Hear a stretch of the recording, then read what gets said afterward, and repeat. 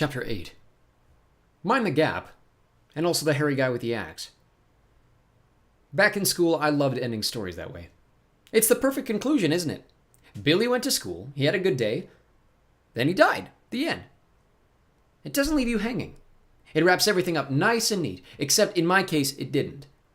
Maybe you're thinking, oh, Magnus, you didn't really die, otherwise you couldn't be narrating this story. You just came close. Then you were miraculously rescued, blah, blah, blah. Nope. I actually died. 100%, guts impaled, vital organs burned, head smacked into a frozen river from 40 feet up, every bone in my body broken, lungs filled with ice water. The medical term for that is dead. Gee, Magnus, what did it feel like? It hurt. A lot. Thanks for asking. I started to dream, which was weird. Not only because I was dead, but because I never dream. People have tried to argue with me about that. They say everybody dreams, and I just don't remember mine. But I'm telling you, I always slept like the dead. Until I was dead. Then I dreamed like a normal person. I was hiking with my mom in the Blue Hills. I was maybe 10 years old. It was a warm summer day with a cool breeze through the pines. We stopped at Houghton's Pond to skip stones across the water. I managed 3 skips. My mom managed 4. She was 1. Neither of us cared. She would laugh and hug me, and that was enough for me. It's hard to describe her. To really understand Natalie Chase, you had to meet her. She used to joke that her role model was Tinkerbell from Peter Pan. If you can imagine Tinkerbell at age 30-something minus the wings, wearing flannel, denim, and Doc Martens, then you've probably got a pretty good picture of my mom. She was a petite lady with delicate features, short blonde pixie hair and leaf green eyes that sparkled with humor.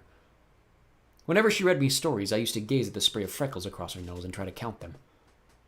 She radiated joy. That's the only way I can put it. She loved life. Her enthusiasm was infectious. She was the kindest, most easygoing person I ever knew.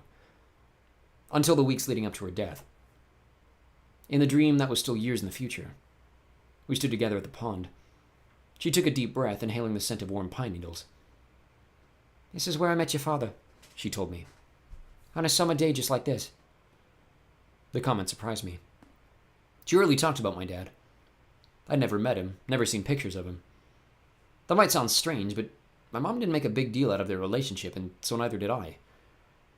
She was clear that my dad hadn't abandoned us. He just moved on. She wasn't bitter. She had fond memories of their brief time together. After it ended, she found out she was pregnant with me, and she was elated. Ever since, it had been just the 2 of us. We didn't need anybody else. "You met him at the pond?" I asked. "Was he good at skipping stones?"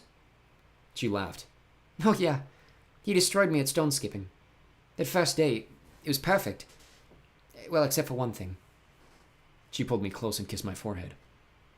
"I didn't have you yet, Pumpkin." Okay, yes, my mom called me Pumpkin. Go ahead and laugh. As I got older, it embarrassed me, but that was while she was still alive. Now I'd give anything to hear her call me Pumpkin again. "What was my dad like?" I asked. It felt strange to say my dad. How can somebody be yours if you've never met him? What happened to him? My mom spread her arms in the sunlight. "That's why I bring you here, Magnus. Can't you feel it? He's all around us." I didn't know what she meant. Usually she didn't talk in metaphors.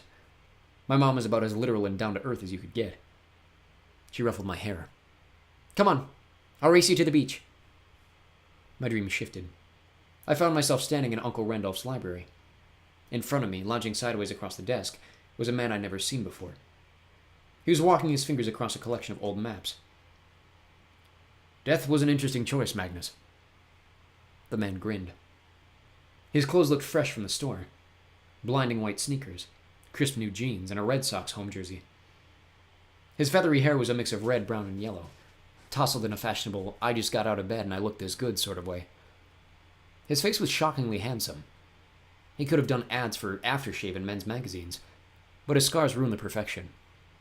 Burn tissue splashed across the bridge of his nose and his cheekbones, like impact lines on the moon's surface. His lips were marred by a row of welts all the way around his mouth, maybe piercing holes that had closed over. But why would anyone have that many mouth piercings? I wasn't sure what to say to the scarred hallucination, but since my mom's words were still lingering in my head, I asked, Are you my father? The hallucination raised his eyebrows. He threw back his head and laughed. I like you. We'll have fun. No, Magnus Chase, I'm not your father, but I'm definitely on your side. He traced his finger under the Red Sox logo on his jersey. You'll meet my son soon enough. Until then, a little advice. Don't trust appearances. Don't trust your comrade's motives. Oh, and he lunged forward and grabbed my wrist. Tell the Allfather I said hello. I tried to break free. His grip was like steel. The dream changed. I was flying through a cold gray fog. Stop struggling, said a female voice. Holding my wrist was the girl I'd seen circling the bridge. She charged through the air on her nebulous horse, pulling me along at her side like I was a sack of laundry. Her blazing spear was strapped across her back. Her chainmail armor glinted in the gray light. She tightened her grip. Do you want to fall into the gap? I got a feeling she wasn't talking about the clothing store. Looking below me, I saw nothing. Just endless gray. I decided I did not want to fall into it. I tried to speak, but I couldn't. I shook my head weakly. Then stop struggling, she ordered. Beneath her helmet, a few wisps of dark hair had escaped her green headscarf. Her eyes were the color of redwood bark. Don't make me regret this, she said. My consciousness faded. I woke gasping, every muscle in my body tingling with alarm. I sat up and grabbed my gut, expecting to find a burning hole where my intestines used to be. No smoldering asphalt was embedded there. I felt no pain. The strange sword was gone. My clothes looked perfectly fine, not wet or burned or torn. In fact, my clothes looked too fine. The same stuff I'd been wearing for weeks, my only pair of jeans, my layers of shirts, my jacket, didn't smell. They'd seemingly been washed, dried, and put back on me while I was unconscious, which was an unsettling idea. They even had a warm, lemony scent that reminded me of the good old days and when my mom did my laundry. My shoes were like new, as shiny as when I dug them out of the dumpster behind Marathon Sports. Even weirder, I was clean. My hands weren't caked with grime. My skin felt freshly scrubbed. I ran my fingers through my hair and found no tangles, no twigs, no pieces of litter. Slowly, I got to my feet. There wasn't a scratch on me. I bounced on my heels. I felt like I could run a mile. I breathed in the smell of chimney fires in an approaching snowstorm. I almost laughed with relief. Somehow I'd survived. Except that wasn't possible. Where was I? Gradually, my senses expanded. I was standing in the entry courtyard of an opulent townhouse, the kind you might see on Beacon Hill.